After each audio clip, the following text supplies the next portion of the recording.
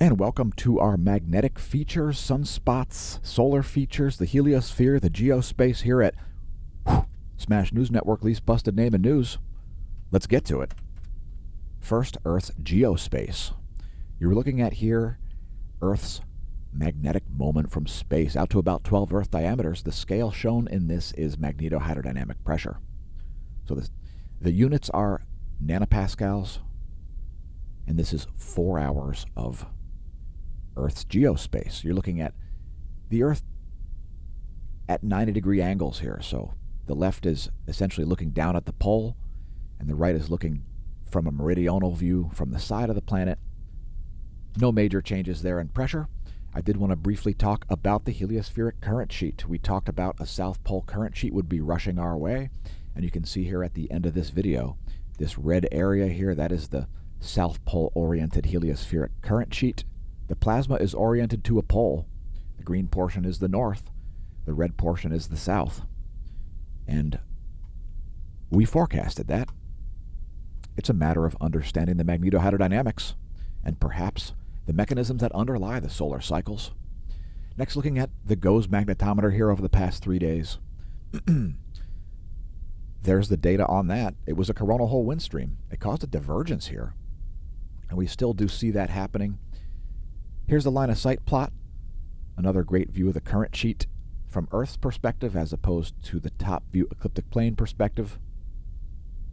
And that's some National Sunspot Observatory data. So is this, showing the sun's B field. We've got some South Pole-oriented coronal holes finally rotating in over here, following a long period of North Pole-oriented coronal holes. We've just had an uptick in the north hemisphere of the sun. We'll get to sunspots in a moment. First, the coronal hole view, 193 angstroms. Some activity kicking up over here. Make sure you watch our previous space weather video from the day today. Some spectacular close-ups of that on that video. Another one to premiere after this as well. So make sure you tune into that. That will be our bonus features segment. Now we're looking at sunspots. This is 1700 angstroms. It's just the extreme UV. And this sunspot up here is very interesting in that we see multiple latitudes of sunspots.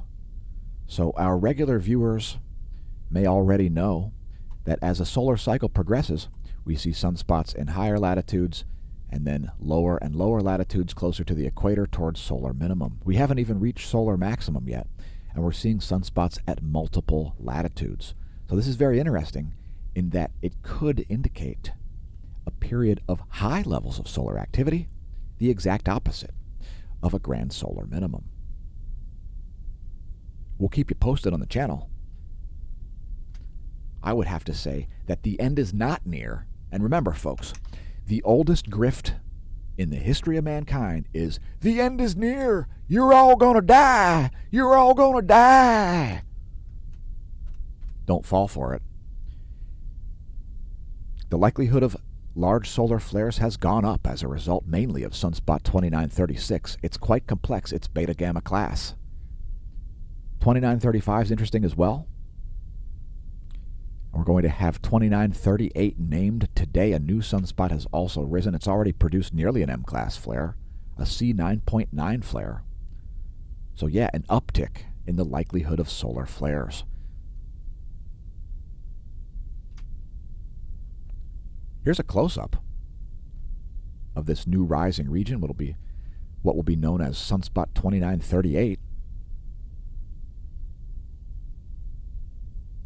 Just spectacular imagery there from the SDO. It's a composite, 304 and 171 angstroms. That's ionized helium and ionized iron. So there you can see the flare profile. If we bring up the 7-day chart, you can see this ongoing uptick once again, as solar cycle 25 is not disappointing anybody who wants to see more solar activity. No spikes in the proton flux, no relativistic particles have gotten to Earth from any of those recent flares. And we're actually seeing a subsiding here of the coronal hole wind stream. So it only ever made it up to about 500 kilometers per second. We never saw a huge dip in the solar wind density. So there could be a second pulse happening here, or about to happen here. But the current conditions are about 8 protons per cubic centimeter for the solar wind density, solar wind speed 446 kilometers per second. Noah and I both forecasted a geomagnetic period of unrest. In fact, I even told the Smash team that I thought we would see a KP5. I didn't. And one of the differences between I and a lot of other YouTube channels is that I admit when I screw up, and I get ahead of it. I don't try to gaslight people on the internet. That's a great way to reduce your credibility. And when your credibility's gone, don't expect to get it back. Next, ground magnetic perturbations here, showing changes to Earth's B field here, Geospace delta B. The scale shown here is nanotesla magnetic flux density. From the surface of the planet, it's 4 hours of data. We don't see all that much activity there. The space weather modeling framework contains a lot of different variables. Next, some astrography for you. As we're approaching a new moon, we're seeing a crescent waning. So we'll advance this 1 week to show you where heavenly bodies will be located. There's where things will be in a week, just coming off a new moon there on 2/2/2022. Next, a star chart. You may see Mars and Venus rising ahead of the sun if you're up before dawn and you have a low enough horizon. That chart provided by in-the-sky.org, and if you're watching, drop us a line. We'll feature you on the channel. Next, our coronal mass ejection watch. By the way, we've stopped forecasting coronal mass ejections for reasons you'll have to figure out by yourself. Maybe become a member of the Smash team. You may figure it out that way.